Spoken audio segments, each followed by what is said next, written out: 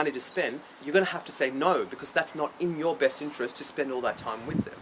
I hope that put it together. So let's start off with this one, right? At the end of the day, fundamentals, stuff I've spoken about in the past. It's all about creation, right? So the only way to have, you know, enough in this world is to create. That's your fundamental thing. Like, you can do it however you want. In your brain, you can go, well, I'll make money and go invest it. I'll go buy a house, or blah, blah, blah, blah, blah. Whatever you may do, have a job, start a business, blah, blah, whatever. But they're all acts of creation. So, for example, if someone makes $10 million and goes, okay, I'm going to go now invest that money and live off that money.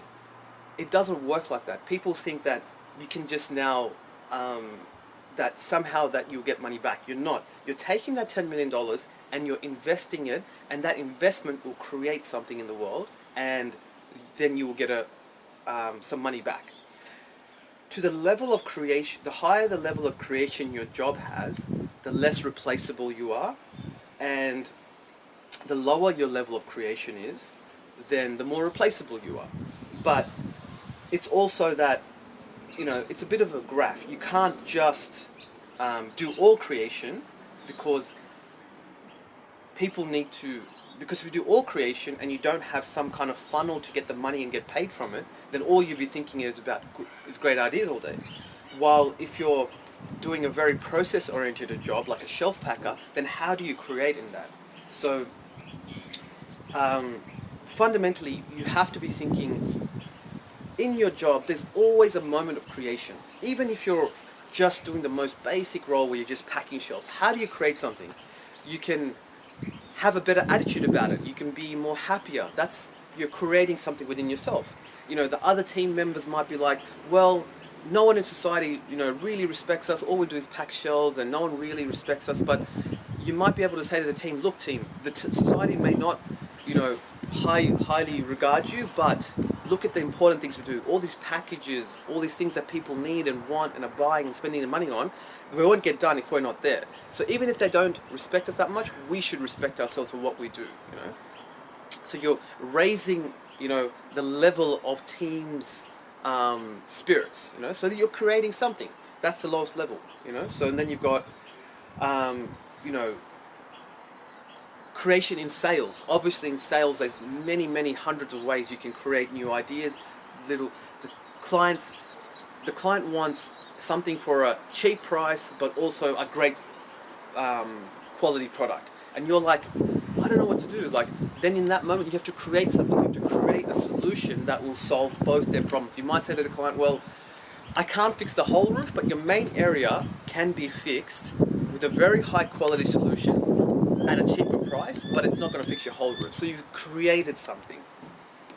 Look at, you know, one of the things, what's one of the most invaluable forms of creation? Being a mother, where even though in modern society being a mother is not spoken about as much, it's not held, you know, if you're like a massive CEO, you're held in high regard, or if you're like a really good surgeon, you're held in high regard, but mothers are not put in the spotlight.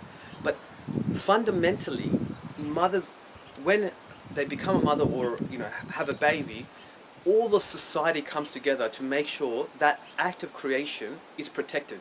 You know, medical centers, if anything happens to the baby, you know, you've got all these facilities to make sure that this act of creation survives, you know. So it's held in, even though people don't talk about it, it is very high in regard when a baby is put at the top of the rung when it comes to survival. You know, if there is a boat and it's sinking, the babies and the mothers will be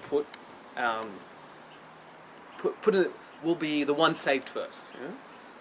So, and then in the modern world, the people that get paid the most is the content creators. Anybody that is a purely content creator, idea creator, an innovator, a software engineer that software engineers, not just engineering, but the ones that actually figure out what the end result is going to be for the software. They're almost purely creators, you know, and they get paid the most in society. So you've got to see in your role, in any given moment in your life with your kids, the moment you wake up to, the moment you go to sleep, you can't be purely creating.